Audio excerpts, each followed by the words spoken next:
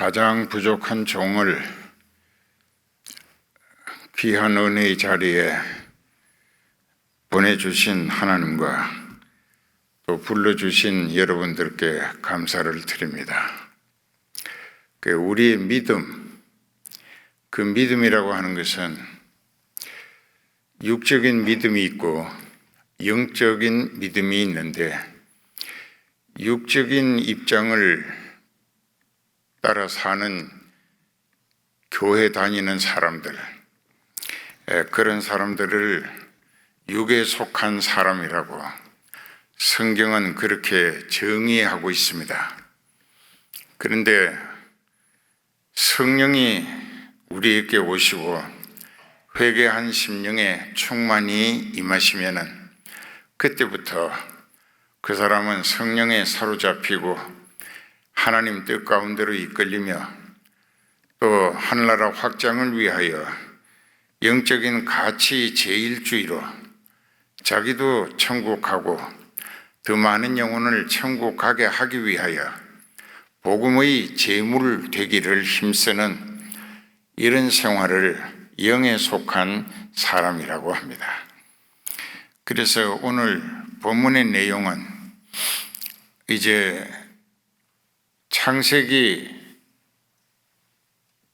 창세기에서부터 시작되는 말씀인데, 창세기 15장에 보면은 여호와 하나님이 아브라함에게 두려움 말라고, 내가 너와 함께 할 것이고 또 내가 너에게 후사를 주실 것이라 약속하시고, 그리고 이 땅을, 즉 가나안 땅을 너와 네 후손에게 주실 것이라고 말씀하셨을 때, 그 후사를 주시겠다는 말씀, 하늘의 별처럼 해변의 모래알처럼 많게 자손이 번성하게 하실 것을 말씀하셨을 때는 아멘 했습니다. 그래서 우리의 신앙이 장로교회 정통 보수 신학과 신앙에서는 믿음으로 구원을 얻는다, 이신득이라고 합니다. 그 회개해서 예수 그리스도의 이름으로 죄를 용서받고, 그 다음에 죄는 용서받았다 할지라도 타락한 인간의 의지적인 노력으로 험한 세상을 헤치며 천국 갈 수 있는 궁극적 결실이 상당히 어렵겠기 때문에 하나님께 성령을 구하게 되면 보혜사라는 이름으로 주십니다. 그 성령이 우리에게 오시면 성령이 나에게 영원한 구원의 보증이 되시고, 또 하나님의 뜻을 더욱 깊이 알아차리게 하시고 그 뜻에 일치하도록 붙들어 쓰시기 때문에 내 인생의 새로운 주인이 성령님이 되셔야 하는 것입니다. 그래서 로마서 8장 14절에 보면은 무릇 하나님의 영으로 인도함을 받는 그들이 곧 하나님의 아들이라. 성령에 이끌리며 쓰임 받는 사람이 하나님의 자녀라. 왜냐? 하나님은 영이시기 때문에. 그래서 우리가 교리적으로도 우리들 자신의 신앙에 대해서 좀 자신 있게 냉철하고 또 철저히 분석 비판해 볼 필요가 있는 것은, 내가 과연 교회 다니면서 들어는 육신의 자기 입장을 따라 살기도 했지만 그래도 성령이 내게 지시 감동하시는 대로 성령이 이끌려 쓰임받자고 하늘나라 확장을 위해 얼마나 힘쓰고 있으며 쓰임받았던가 하는 것을 살펴볼 필요가 있다는 것입니다. 그래서 두 번째로 아브라함에게 하나님이 이 땅을 내가 너와 네 자손에게 주리라 하셨을 때 아브라함이 실수를 했어요. 그 믿음의 조상이라는 호칭은 그 뒤에 하나님이 주신 것이지만은 그때의 아브라함은 아직도 신앙으로 초년생이었습니다. 초신자였죠. 그러니까는 하나님이 말씀하셨으면 하나님을 알고 인격적으로 하나님과 신뢰가 구축됐었더라면 아멘 여호와여 그리하시옵소서 했으면 됐을 걸 의문사로 하나님께 반문을 했습니다. 여호와께서 이 땅을 나와 내 후손에게 주실 줄을 내가 무엇으로 알고 믿겠는가고, 그러니까 말씀 가지고는 못 믿겠다는 것입니다. 그러니까 하나님의 인격은 말씀을 통하여 자기 뜻을 담아서 깨닫게 하시는 것입니다. 그래서 말씀 속에 하나님의 뜻이 늘 우리에게 계시되고 있는 것입니다. 그런데 그 말씀은 인격의 본체이신 하나님께서 하신 말씀인데 그 말씀을 못 믿겠다고 어떤 징조를 보여주시라고 한 것이 큰 실수였습니다.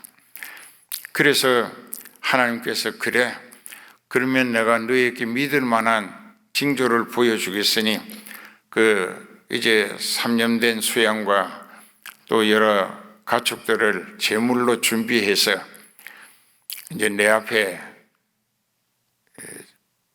제물을 준비하라.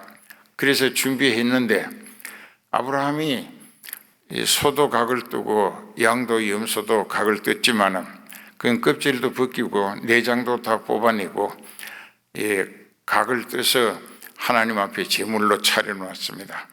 그런데 비둘기는 털만 뽑고 배를 쪼개지 아니하고 그 속에 더러운 것이 내장에 들어있는데 그대로 하나님 받으시라고 차려놓은 것이 제물에 대한 실수였습니다. 그래서 아침 일찍이 준비해놓고 한나절이 지나고 오후가 다가도 하나님의 불의 응답이 없었습니다. 그래서 아브라함이 그 제물에 보니까는 오후 늦게 되니까는 솔개들이 날라앉아서 하나님 제물로 준비했는데 이 솔개가 가로채려고 덤비기 때문에 막대기를 들고 그것을 쪼느라고 해질 때까지 지쳤습니다. 근데 우리가 하나님 앞에 제물을 드릴 때에 그 제물이 하나님 받으실 수 없는 것을 드리게 될 때에 마귀가 항상 옆에서 가로채거나 회방하는 일이 일어나는구나 하는 것을 교훈하기도 하는 말씀입니다. 그런데 응답이 없어요.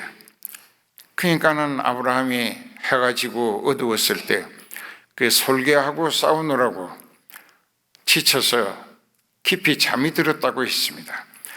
예배 시간에 죽은다고 하는 것은 우리나라 군대에서 이제 졸면 죽는다 하는데, 근데 역시 하나님 앞에 예배 드리는 사람도 마음과 뜻과 정성을 다하여 하나님이 받아들이실, 흠향하실 수 있는 연락될 예배를 드려야 하는데 그저 받아주시면 다행이고 안 받아주시면 할 수 없고 하는 식으로 가인과 같은 예배는 드릴 필요가 없다는 것입니다. 그래서 아브라함이 깊이 잠들었습니다. 예배 시간에 조는 것은 그건 하나님 앞에 아주 불경하는 잘못된 오만이고 하나님을 능멸하고 무시하는 것이 되는 것입니다. 그래서 예배라는 것은 나와 하나님과의 관계에 있어서 나라는 존재가 하나님의 사람으로 하나님께서 받아들여 주시고 또 나를 영원히 하나님의 가족으로 생명책에 등록해 주시고 그리고 나에게 성령으로 함께 하시면서 하나님의 영원하신 뜻에 참여하며 쓰임받을 수 있기를 힘쓰는 것이 성도의 지혜일 것입니다. 그렇게 돼서 결국은 아브라함이 깊이 잠들었을 때에 갑자기 하늘에서 불덩어리가 떨어집니다. 떨어졌는데 그 이상한 것은 쪼갠 고기 사이로만 그 불길이 확 지나가면서 바싹 태워서 하나님께서 향기로운 제물로 번제물로 받아주신 바 됐는데, 그런데 쪼갠 고기 사이로만 하나님의 불이 지났습니다. 그냥 하나님이 받으신 것이, 연락하신 것이 됐죠. 그런데 그 쪼개지 않는 비둘기는 왜 성령의 불이 떨어지지 않았을까? 하나님이 무슨 강아지처럼 내장 똥창 채로 드시라고 차려놨기 때문에 그 제물을 섬기기 위하여 준비하는 마음가짐의 문제가 하나님이 받으실 제물이 아니었다는 것입니다. 그에 우리도 교회 헌금 드릴 때 혹은 헌물을 드릴 때 항상 기어코 하나님께서 받아주시기를 애타는 마음으로 정성을 다하여 준비한 예물을 주님께 드려야 주님께서 기뻐 받으시는 향기로운 제물이 될 수 있다는 것입니다.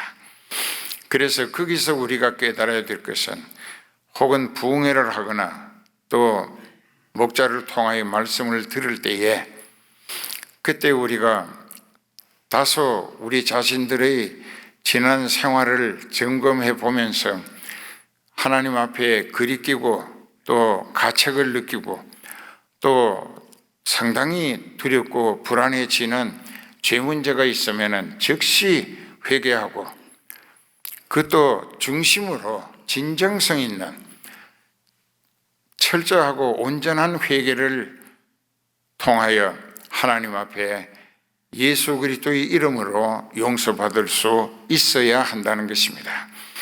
그렇죠. 구렁이 담 넘어간다는 식으로 적당하게, 요즘 교회 다니는 사람들은 횟수가 늘어날수록 말재간도 늘어난다고 하더라고요. 그래서 그저 하나님을 가지고 놀면서 우롱도 하고 그 하나님을 아주 경시하는, 무시하는 표현들이 있습니다. 하나님 제 사정 아시지요? 제가 어쩌다가 실수해서 죄를 지었는데 하나님은 사랑이시기 때문에 몽땅 다 예수님의 피로 깨끗이 씻어주시고 용서해 주실 줄 믿습니다. 그러면 용서 받은 줄로 믿고 감사드립니다. 이런 식의 회개는 여러분들도 했을 거예요. 그러면 안 되거든. 그건 죄에 대한 책임감이 전혀 들어있질 않는 것입니다. 죄책감.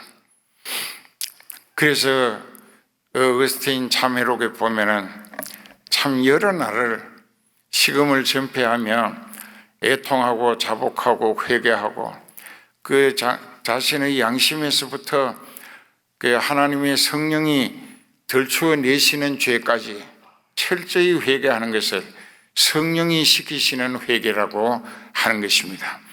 그 타락한 인간의 의지적인 자기 생각으로 회개하는 것이 아니라 성령이 역사하실 때에 내게 회개의 영으로 내가 과거에 지은 죄 내가 잊어먹기도 하고 부끄러워서 어디 깊이 숨기기도 했는데 내 입으로 성령님이 그 모든 것을 다 자복하고 고백하며 애통하도록 성령님이 회개시키시는 회개가, 하나님의 영이 성령이시고 그리스도의 영이 성령이십니다. 로마서 8장 9절에 보면은 하나님의 영이 너희 가운데 거하시면 너희가 육신에 있지 아니하고 영에 있나니 누구든지 그리스도의 영이 없으면 그리스도의 사람이 아니니라. 난 크리스찬. 그렇기 때문에 하나님의 영이 성령이시고 그리스도의 영이 성령이십니다. 그래서 우리는 아버지와 아들과 성령은 한 분이시라고, 그래서 삼위일체라고 합니다. 그런데 고린도전서 2장 10절에 보면 하나님이 자기를 믿는 자들을 위하여 예비하신 것은 사람의 생각으로 알 수가 없어요. 성령으로 그것을 우리에게 알게 하시는데, 성령은 모든 것 곧 하나님의 깊은 것이라도 통달하시느니라. 성령은 하나님의 영이시기 때문에 하나님에 대해서 모르시는 것이 없어요. 그 성령이 우리에게 하나님을 알게 하신다는 것입니다. 그래서 이제 신학적인 용어로는 성령의 계시와 조명, 참 중요한 것입니다.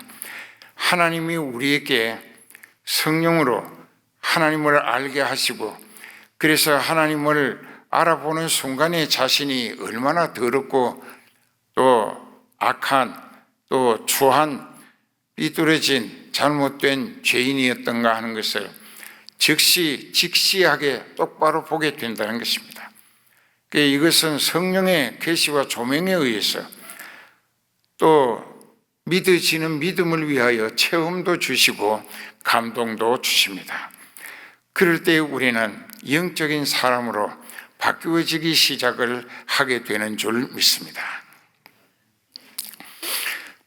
이제 이렇게 해서 예를 들어서 베드로가 예수님 제자로서 수제자라고 했지요.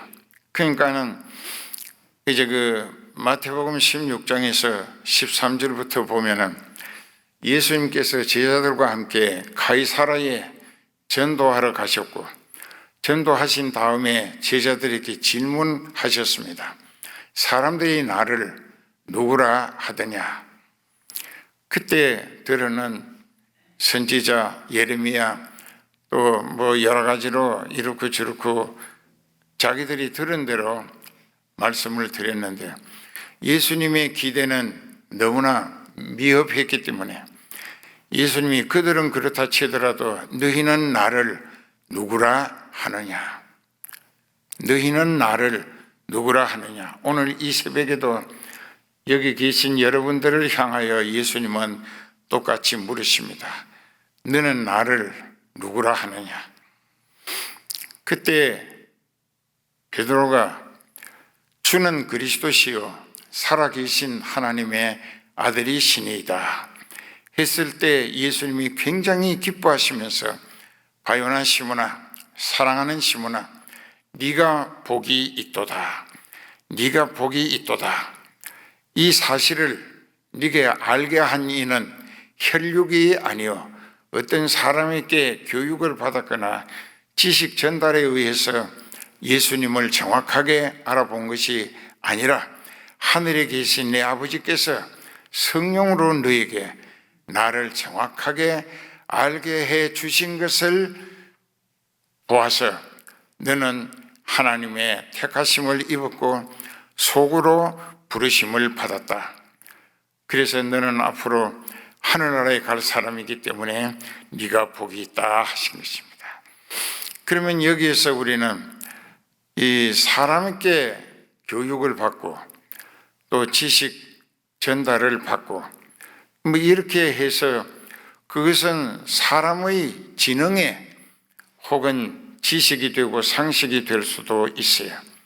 그렇지만 영적인 소망을 하나님 앞에 올바로 가꾸기 위해서는 그런 것으로는 불가하고 성령의 계시와 조명, 체험과 감동에 의해서 영적인 능력과 또 영적인 감동과 영적인 가치와 영적인 소망에 대한 비전이 성령의 계시 조명으로 깨달아지고 믿어지고 변화되어질 수 있어야 그 사람이 영에 속하는 사람이 될 수 있게 되어진다는 것입니다. 그러면 그 사람은 어떻게 사느냐? 사도 바울의 고백에 의하면 빌립보서 1장 19절 20절에 보면 전에도 그랬고 이제도 전과 같이 내게서 그리스도만 존귀히 되게 하길 원한다. 내가 사는 것이 예수님이 살리심으로 살기 때문에 예수님의 뜻을 따라 죽는 것도 얼마든지 가한 일이다, 옳은 일이다. 그러니까는 자기 인생의 생사를 예수님의 주권에 전적으로 기대하고 집중했던 것입니다. 그렇기 때문에 그는 이제 사도행전 20장 24절에서 나의 달려갈 길과 곧 주 예수께 받은 사명 곧 은혜의 복음 증거하는 일을 마치려 하면은 내 생명 조금도 귀한 것으로 여기지 않는다.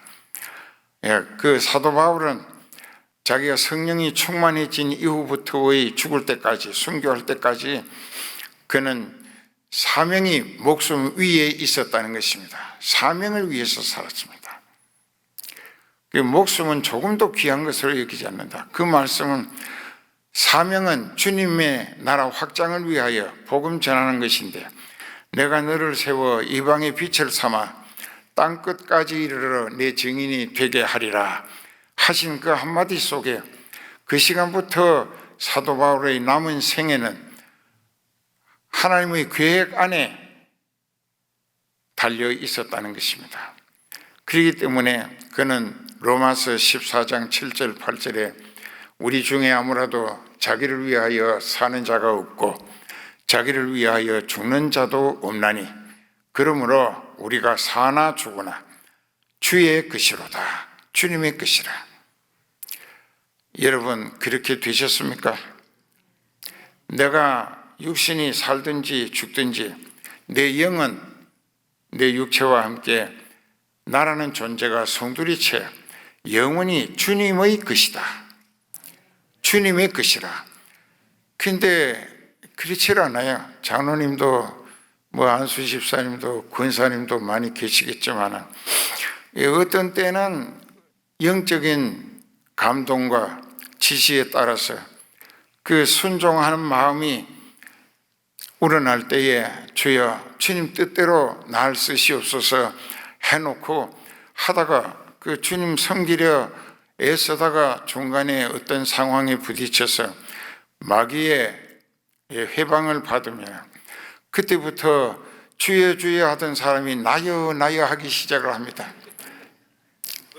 이게 보통 문제가 아닙니다. 그러니까는 주님이란 말이 무슨 뜻인가? 그 이제 여기 신학하신 분들도 계시겠죠. 그 히브리어로 주님이라고 하는 뜻은 아도나이라고 합니다. 그 아도나이라고 하는 말을 우리말로 직역하면 내 생명의 주관자, 나의 왕, 나의 하나님이 그것이 히브리어로 아도나이라고 구약 성경에 그렇게 기술되어 있습니다.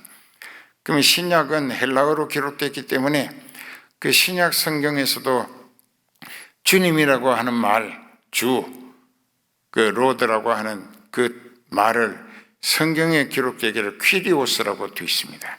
퀴리오스 헬라어로 똑같은 뜻입니다. 내 생명의 주관자, 나의 왕이시고 나의 하나님, 그분이 나의 주님이시다.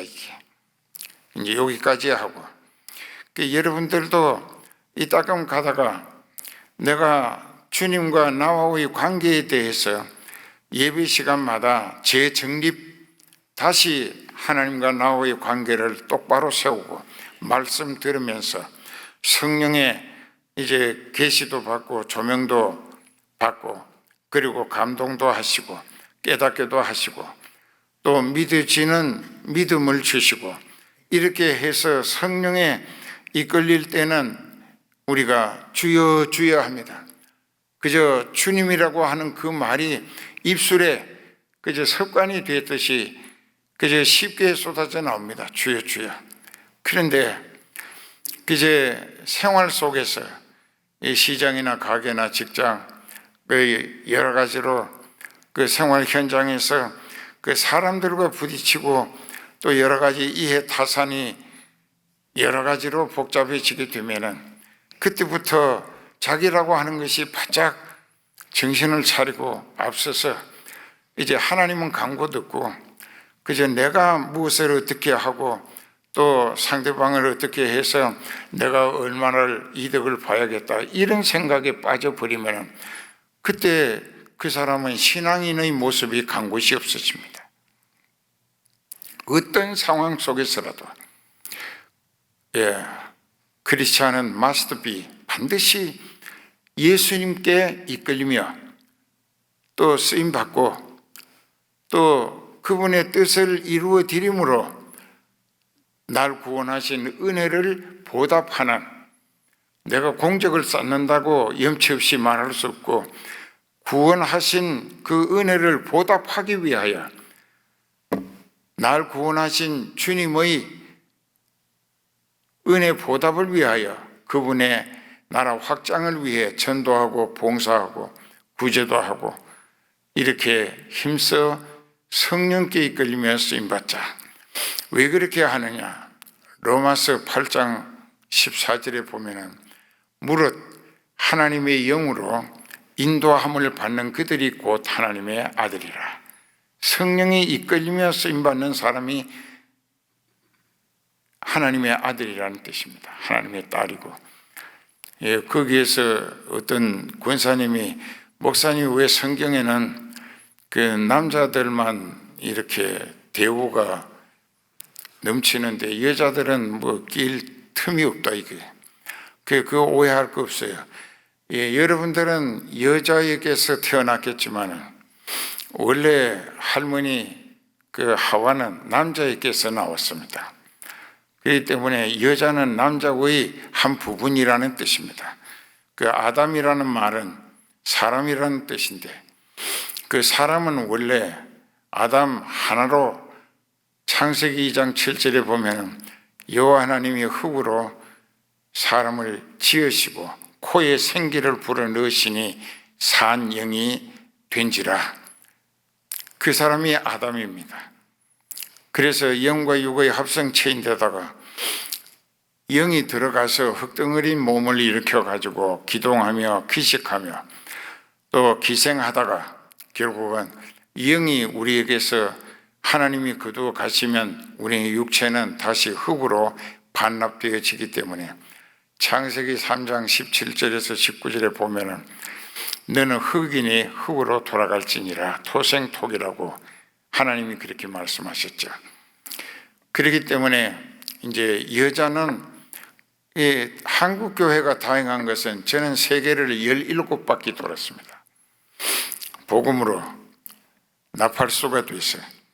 근데 하나님이 이렇게 부대로 쓰시기 때문에 전 세계를 다니면서 했는데 모스크바에 가서도 하고, 그러니까 이런 것이 우리에게 확실히 깨달아지는 것은 나라는 존재가 사도 바울의 고백처럼 하나님의 것으로, 예수 그리스도의 것으로 완전히 성령에 인치시고 즉 사인하시고, 또 로마서 8장 16절 17절에 보면 성령이 친히 우리 영으로 더불어 우리가 하나님의 자녀인 것을 증거하시나니, 자녀이면 하나님의 후사 곧 그리스도와 함께하는 후사니 그와 함께 영광을 얻기 위하여 고난도 함께 받을 줄 알아야 하느니라. 이제 이 육체가 편안하기를 원하죠. 그러니까 인사마다 편안하셨느냐고 묻는 것은 그 육신이 생활하는데 고생 덜하고 그저 배불리 편히 잘 먹고 잘 입고 시간을 즐기며 잘 산다, 이걸 안부 묻는다고 합니다. 편안한지 아닌지를 안부 묻는 거죠. 근데 그리스도인은 항상 영적인 소망을 목적으로 살아야 합니다. 이제 오늘 본문에 들어가면 이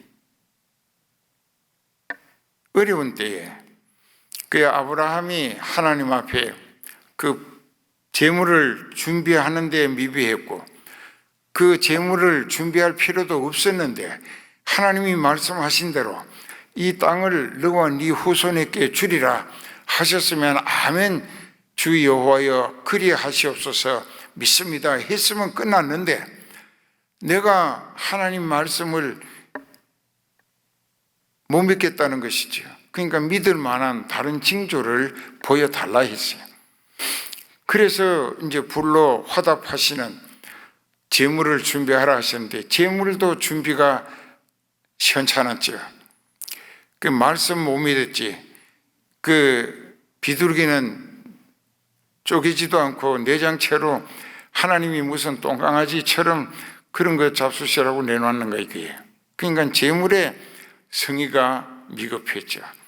그 다음에 하나님 앞에 예배 드리는 시간에 깊이 졸았습니다.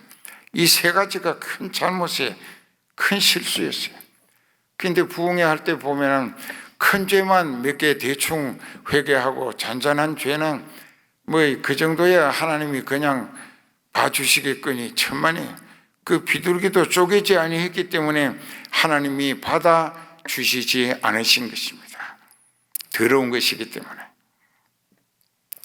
거기서 우리가 깨달아야 할 것은 하나님은 너무나 세밀하시기 때문에 또 철저하시고 완벽하시고 온전하신 분이시기 때문에 그 우리의 믿음이 아주 그 하나님 앞에서 온전하고 철저하고 근본적인 진정성 있는 회개를 해야 용서받고 나라는 존재가 하나님께 연락되어질 수 있다는 것입니다. 그것을 한 번 더 기억하시고 그 죄값으로 세 가지 말씀 못 믿은 게 제일 큰 죄, 재물을 준비하라 하셨는데 그 성의 없이 준비를 잘 못한 것, 또 하나님이 응답하시기를 기다리는 예배 시간에 깊이 잠이 들었다. 이 세 가지로 인해서 지금도 여기 6분이 눈두덩이 자꾸 내려오네요. 그러니까 이렇게 돼서 참 안타까운 것이 지금 점점 귀에 이 하나님의 말씀이 멀어져 갑니다. 희미해지고. 그 왜 그런가? 졸음 마귀가 붙어서 그런 거예요. 그 말씀 들으면 그 영혼이 하나님의 사람으로 욕인이 쓰임받을 것 같으니까 이 마귀가 그저 그 인생을 지옥의 끝까지 끌어가려고 졸음을 깊이 졸게 해서 결국은 말씀 못 듣게 하는 거죠. 우리는 로마서 1장 16절에 내가 복음의 말씀을 부끄러워하지 아니하노니 이 복음은 모든 믿는 자에게 구원을 이루는 하나님의 능력이 됨이라. 하나님의 말씀을 들을 때 성령이 깨닫게 하시고 체험과 감동으로 믿어지게 해 주심을 받아야 신앙인의 시작이 가능해지는 것입니다. 그래서 하나님이 벌을 내리십니다. 네 후손이 이제 이방의 객이 되어 400년 동안 그들을 섬기는 종살이를 하게 되겠는데 이제 400년이 되면 내가 너희를 종으로 부르먹던 나라를 칠 것이고 거기서 400년 동안 그 호적이 없는 사람이니까 짐승과 같죠. 인권이 완전히 유린되고 또 호적이 없는 사람은 소유권이 보장되지 못합니다. 그래서 물질 관리권도 없고 그래서 그들의 존재는 애굽에서 죄값에 팔린 이스라엘의 가치는 염소 새끼 한 마리에 불과했습니다. 이제 어떤 애굽 사람이 다른 사람에게 종로로 타는 히브리인을 하나를 때려 죽였다. 그러면 이 사람이 그 히브리인을 종으로 부리던 그 소유자에게 염소 새끼 하나 주면 그걸로 해결이 끝납니다. 그것은 무엇을 의미하느냐? 애굽에서 종살이하던 이스라엘의 존재와 가치가 염소 새끼 한 마리에 불과했다는 것입니다. 죄 아래 팔린 인생은 이렇게 무가치한 참 불행하고 비참한 신세가 되는 것이죠. 그래서 그 뒤에 그때 내가 거기서 큰 재물을 이끌고 나오게 해줄 것이다. 그렇게 주셨거든요. 하나님이 창세기 15장 13, 14절에 지금 드린 말씀이 기록되어 있습니다. 그러면은 내가 그들을 치고 그들에게서 큰 재물을 이끌고 나올 것이라. 이제 그랬는데 참 이상하잖아요. 예수님이 세상에 오실 때에 그 헤롯 왕이 동방 박사들의 이스라엘의 왕으로 나시니까 어디 계시느냐고 주책 없이 왕에게 가서 물었다고요. 그러니까는 왕이 정신이 부쩍 들어서 내 임금 자리가 위태로워지는구나. 그래서 그들을 구실러 가지고 그 학자들에게 알아보라 하니까 베들레헴이라 하거든. 그래서 베들레헴으로 보내면서 당부를 했죠. 박사님들이 가서 이스라엘의 왕으로 나신 아기를 보게 되거든 내게도 와서 기별해 주라고. 나도 그에게 가서 경배하겠다고. 근데 하나님의 지시를 받아 그들은 예수님께 황금과 유향과 모략을 한 사람이 한 가지씩 의미 있는 선물을 드리고 딴 길로 돌아갔고, 헤롯이 기다려도 오지 않으니까 이제 당했구나 생각하고 그 베들레헴에 2살 이하 남자를 다 죽이는 비극이 있었죠. 이 마태복음 2장 13절 이하에 있습니다. 그렇기 때문에 우리가 이런 것을 생각할 때 하나님의 계획, 그 하나님의 계획이 진행되는 과정에 마귀는 수단 방법을 가리지 아니하고 기회를 놓칠세라 여러 모양으로 회방하고 대적하는구나. 근데 이제 BC 예수님이 태어나시기 1526년 전에 이제 요셉을 알지 못하는 파라오가 애굽을 지배하게 됐습니다. 근데 그가 그 이상한 것은 애굽 사람들은 아기를 잘 갖지도 해산도 잘 못하는데 종살이 하는 히브리인들은 그저 엄청 번성하고 많이 잘도 쑥쑥 나는다 이게. 그러니까 불안을 느낍니다. 이런 식으로 가다가는 훗날에 외국이 쳐들어올 때 종들이 우리를 배반하고 그 반대편에 붙어서 우리를 공격할 때 우리는 원수를 키우는 것이 아니겠는가 해서 그들에게 강제 노역을 시키기 시작을 했죠. 그 국고 성을 만들고 비돔이라고 하는 곳에다가 또 우상도 만들고 여러 모양으로 이렇게 아기를 갖지 못하도록 그 이제 페라라고 성경의 원어엔 그렇게 되어 있는데 그게 아람어 페레라고 하는 말에서 유래된 것인데 그 뜻은 부시어서 가루를 만든다. 진흙이어서 아예 그냥 맥을 추지 못하게 만든다. 그게 페라입니다. 그것은 무엇이냐? 자기네들이 종으로 부려먹는 히브리인들을 그렇게 만들게 했다는 것입니다. 그 페라라고 있습니다. 그렇게 해가지고 그 남자 여자 없이 종살이 하기 바빴어. 그저 집도 주지 아니하고 그 논밭에 다니면서 지폭대기 주워가지고 그걸 벽돌을 굽는데 반죽할 때 넣어서 밟아서 벽돌 구워라. 그렇게 하루에 또 얼마 량을 정해주고 그러니까는 그거 하기 위하여 뭐 가정생활을 제대로 할 수 없죠. 이것이 그들이 1차로 히브리인들이 아기를 낳지 못하게 하기 위한 인위적인 행패였습니다. 그런데 그 다음에 또 그래도 계속 하나님께서 그 자기 백성이기 때문에 비록 애굽에서 종살이 하고는 있지만 그것은 죄값을 치르는 과정이라 그래도 애굽보다는 종살이 하는 그들이 하나님의 백성이라. 그래서 하나님은 그들을 이제 머지않아서 모세를 세워서 출애굽하게 엑스도스라고 그렇게 끌어내기 위하여 준비하시던 때에 그때를 맞춰서 그 이제 이 바로 왕이 히브리 산파들에게 지시를 했습니다. 여기 이제 히브리 산파 2사람의 이름이 나옵니다. 시브라가 있고 부하가 있습니다. 시브라라는 이름의 뜻은 히브리어로 아름다움이라는 뜻이고 부하라고 하는 뜻은 소녀라는 뜻입니다. 소녀.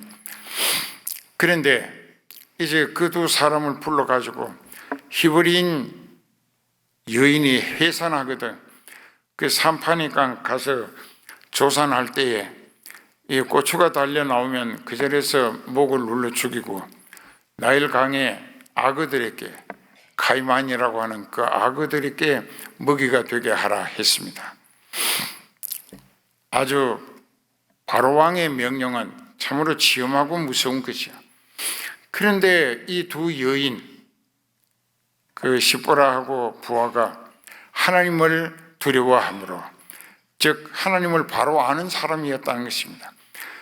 지금도 우리도 지금 제가 섬기는 교회 금년 5월 17일 날이면 만 50년을 계속했습니다. 그러니까 한 교회에서 50년, 그 굉장히 긴 세월이죠. 그런데 그들의 믿음이 이 목자가 이끌어주는 영적 체질 신앙으로 살다 보니까 성령이 충만하고 영적인 가치와 그 천국 갈 소망을 목적으로 믿음 생활을 힘쓰고 있습니다. 그러니까 완전히 영적 공동체가 되어 있죠. 사람도 적지 않는데, 그래서 점점 이제 더 많은 영혼들이 구원을 얻고 성령에 이끌리며 영적 공동체가 되는 거예요. 그러니까 교회가 힘이 있습니다. 많은 선교를 하고, 이제 이렇게 하는 것은 그 하나님이 이 부족한 종을 통해서 지금까지 붙들어 쓰신 결과이기 때문에 허소비 같은 제가 한 것은 아무것도 없고, 이제 성령이 걸어가신 아버지의 뜻을 받들어 예수 그리스도의 나라 확장을 위해 부족한 것을 붙들어 사용하시고 역사해 내신 성과로 성령이 이루어내신 결과뿐이지 제가 한 것은 아무것도 없어요. 그래서 늘 주님 앞에 무릎 꿇을 때마다 부족해서 죄송하다고, 주님 참 부끄럽고 염치 없다고 늘 그렇게 고백을 합니다. 그 대신에 저는 아무것도 모르고 아무것도 할 줄도 모르고, 그러니까 저를 계속 성령의 도구로만 원하시는 대로 마음껏 써주시라고 제 자신을 주님께, 주님이시니까 아도나이 퀴리오스, 예수님이 나의 주님이시니까 주님께 드리는 인생 주님 마음껏 쓰시라고, 그리고 이제 주님께 점점 들이밀고 자신을 깨끗하게 해서 더 많이 쓰임받기를 소원하는데, 근데 이제 늙어가지고 그 여든이 훨씬 지나고 보니까 이제 자꾸 육체는 기계가 고장이 납니다. 여기저기. 그럴 때 뭐 의사가 못 고쳐도 예수님이 고쳐가며 쓰시더라고. 예수님이 필요할 때 쓰시고자 하시면 고쳐가며 쓰시는 거예요. 지금도 그렇게 상당히 어렵습니다. 힘들고 하지만 그저 주님이 쓰시겠다니까 어디든지 갑니다. 이제 그 현장에서 쓰임 받다가 이 생명 주님이 거두어 가시면은 주님 품에 안길 때 너 애쓰다 왔구나, 그 한마디 듣고 싶었어요. 너 애써 수고하다 왔다, 그 한마디 듣고 싶었어요. 가서 뭐 면류관이고 그 염체가 없어서 전혀 뭐 꿈이고 뭐고 없습니다. 그저 가서 야단 안 맞으면 다행이죠. 여러분들의 신앙은 어떠세요? 뭐 면류관이 많이 번쩍거리겠죠. 그래서 오늘 우리는 여기서 이 부하는 하나님을 아는 사람이 있습니다. 이제 우리가 장로교, 제가 이제 신학대학 총장도 했는데요. 이렇게 보면은 참 하나님의 계시 조명이라고 하는 게 너무나 중요한 것이, 이 사람에게 하나님이 자기를 알게 해 주셔야 사람이 하나님을 알아보게 된다는 것입니다. 이건 틀림없는 사실입니다.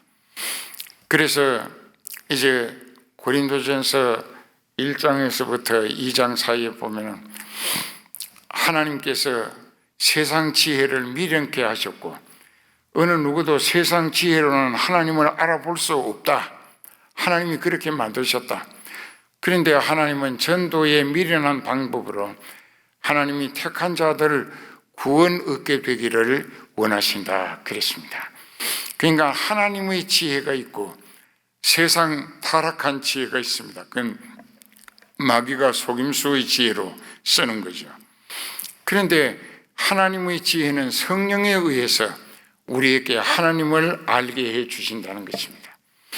그래서 이제 영적 체질 신앙인으로 회개하고 성령 받으면 하나님의 가족으로 생명책에 이름이 오르고 그때부터 그 성령이 이끌어 우리를 영원히 살리시는 줄 믿습니다. 그래서 이제 요한복음 14장 16절에 보면 내가 아버지께 구하겠으니 그가 또 다른 보혜사를 너희에게 주사 영원토록 너희와 함께 있게 하시리니 저는 진리의 영이라. 자, 보혜사 성령이 우리에게 오시면 우리와 영원히 함께 사신다. 이미 영생에 들어간 것입니다. 성령 받은 사람은 이미 나는 육신이 죽었다가 예수님 재림하시고 생명 부활로 예수님과 똑같은 부활로 되살아서 그리스도의 왕국에 요한계시록 21장 1절에서 7절까지 거기 이제 들어가서 그리스도의 백성으로 영원히 예수님과 함께 사는데, 그래서 내가 아버지께 구하겠으니 그가 또 다른 보혜사를 너희에게 주사 영원토록 너희와 함께 있게 하시리니. 그러니까 나는 내 영이 성령 모시고 영원히 산다. 그 육체도 예수님 재림 후에 생명 부활로 예수 그리스도의 왕국의 영광스러운 백성으로 영생할 수 있다는 것입니다. 그렇기 때문에 우리가 이제 그 요한복음 5장 24절에도 내 말을 듣고 또 나 보내신 이를 믿는 자는 영생을 얻었고 사망에 이르지 아니하나니, 심판에 이르지 아니하나니 사망에서 생명으로 옮겼느니라. 성령 받은 사람은 이미 죽을 자리에서 영원히 사는 자리에 들어갔다는 것입니다. 그리고 사도 요한이 쓴 요한복음도 있고 요한 1, 2, 3서가 있고 요한계시록이 있는데 요한 3서 5장 13절에 보면 내가 하나님의 아들의 이름을 믿는 너희에게 이것을 쓴 것은 너희로 하여금 너희에게 영생이 있음을 알게 하려 함이니라. 성령 받은 사람은 이미 영생이 들어갔다는 것입니다. 영생이 들어간 거예요. 믿으시기 바랍니다. 그래서 이 십부라가 이제 왕명이 지음했지만은 하나님이 더 두렵고 하나님이 주님이시라. 그러니까 하나님이 내 생명의 주관자이시고 나의 왕이시고 나의 하나님인데 이 세상 정치로 바로 왕이 이 두 여인에게 산파에게 히브리인 남자가 나거든 죽이라. 그리고 여자는 종으로 부리먹기 좋으니까 놔두라. 이제 이렇게 했는데요. 이 남자가 난 것을 보고도 전부 다 죽이지 않았습니다. 왜? 하나님의 뜻에 참여하기 위하여, 즉 하나님께 쓰임받기 원해서. 그래서 이 사람들은 육신의 목숨을 내놓고 죽을 각오를 하고 왕명을 어기면서까지 지금 하신 하나님의 뜻을 받들어 하나님께 쓰임받으라고. 하나님이 애굽에서 종살이하는 히브리인들이 머지않아 출애굽할 수 있도록 하나님이 이제 그 이스라엘의 숫자가 많아지게 하시는 뜻을 깨달았기 때문에, 그래서 남자를 목숨 내대고 남자 아기를 살렸던 것입니다. 이것이 탄로가 됐어요. 그래서 이젠 죽는구나 했겠죠. 그 왕이 불러서 갔습니다. 그 어찌하여 내 명령을 지키지 아니하고 남자아이를 살렸느냐. 그러니까 이들이 지혜가 있어요. 히브리 여인은 애굽 여인들보다도 더 건장하기 때문에 그 애기 낳는다고 와서 조산해 달라고 기별을 듣고 가다가 보면은 벌써 애 낳았다고 꼴 필요 없다고, 그래서 그 아이들을 우리가 어찌할 수 없었다고. 그 참 지혜로운 우문 해답이죠. 그렇게 이 얘기를 하니까 왕도 할 말이 없는 거야. 여기에서 우리는 하나님이 전지전능하시고 영원 불변하시고 또 무소부재하신 분이신데요. 그 하나님이 하시는 일들을 마귀 앞집이가 된 사람들이 아무리 회방하고 또 가로막으려고 해도 아무 소용이 없고, 하나님은 자기 뜻을 계획하신 대로 이루시기 위하여 전혀 차질 없이 완벽하게 진행하시고 성취하시는 분이시다. 그러면 오늘 우리가 세상 조건에 코로나 바이러스로 인해서 한국이 중국 다음으로 국제적으로 상당히 어려움을 겪고 망신도 당하고 있는데, 제가 이제 여기 일정을 취소하고 양해를 구하고 이제 월요일 날 내일 주일까지는 두 교회 가서 설교하고 그 다음에 이제 비행기 타고 서울로 앞당겨서 갑니다. 한 20일 앞당겨서.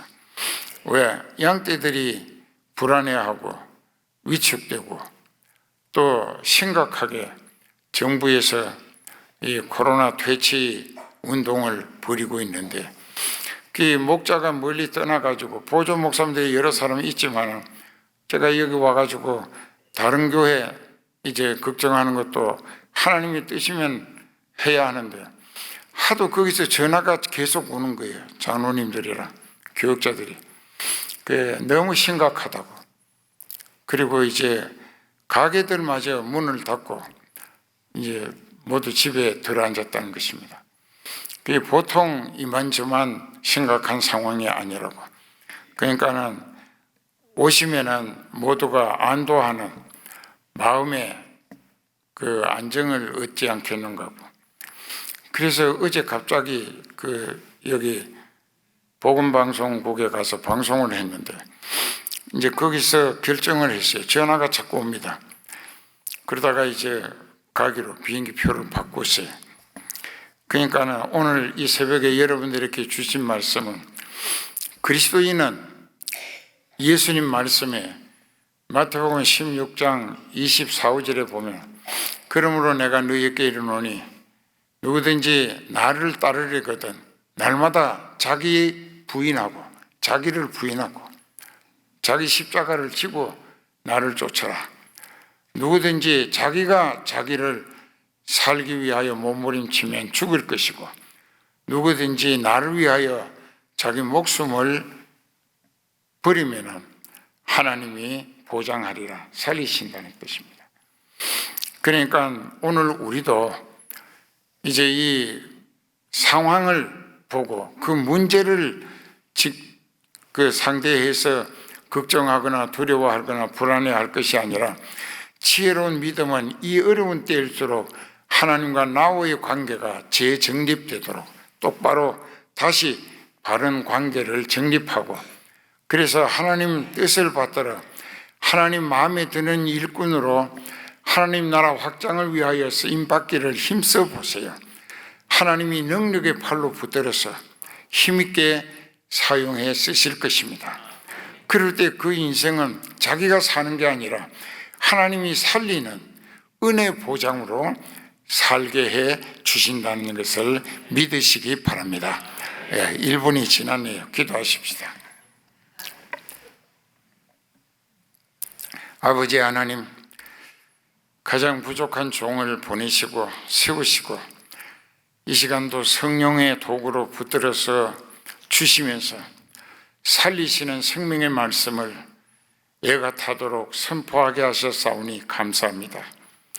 들은 심령들마다 말하게 하신 성령께서 깨닫게 하시고 믿어지게 하시고 회개하게 하시고 하나님 앞에 인정받고 쓰임받는 복된 지체된 성도들로 성령 충만하여 성령이 이끌리며 쓰임받음으로 하나님 나라 확장을 위하여 용인이 쓰임받고 더 잘 섬기게 하시는 은혜와 또 병들어서도 고쳐가며 쓰시는 하나님의 치유의 능력을 체험하면서 주님께서 원하시는 뜻대로 쓰임받기를 소원하는 믿음의 자녀들로 가정이 인과 기도되고 또 교회가 날로 영적으로 차고 넘치는 부흥을 이루어 알곡들로 차고 넘치게 하시사 지역 복음화와 세계 선교에 마음껏 쓰임받는 교회가 되게 하여 주시옵소서.